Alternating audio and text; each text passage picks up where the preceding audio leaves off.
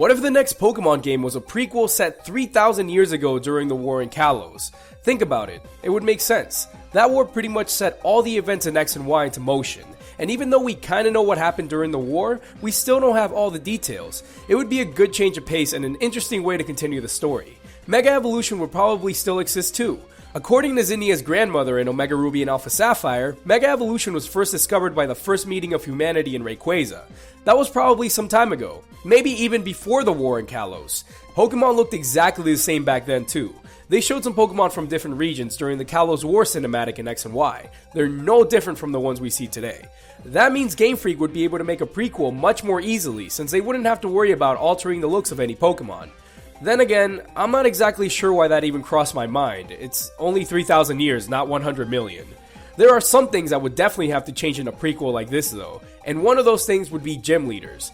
No one knows for sure how long ago the first Pokemon League was established, but if it wasn't more than 3,000 years ago, then we might as well just change the entire subject and start talking about a sequel. A Pokemon game wouldn't be a Pokemon game without the Pokemon League. I mean, it worked for Coliseum and XD Gale of Darkness for the GameCube, but those games weren't linked to the main series titles.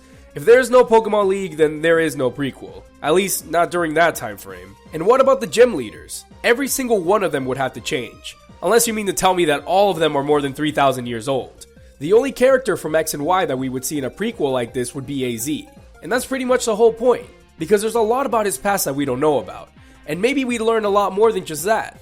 Either way, we need some type of continuation, something to clear things up. But will it be in a prequel or a sequel?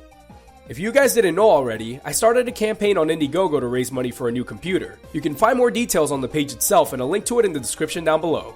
Thank you guys for watching, make sure to click like, subscribe, and I'll see you all next time.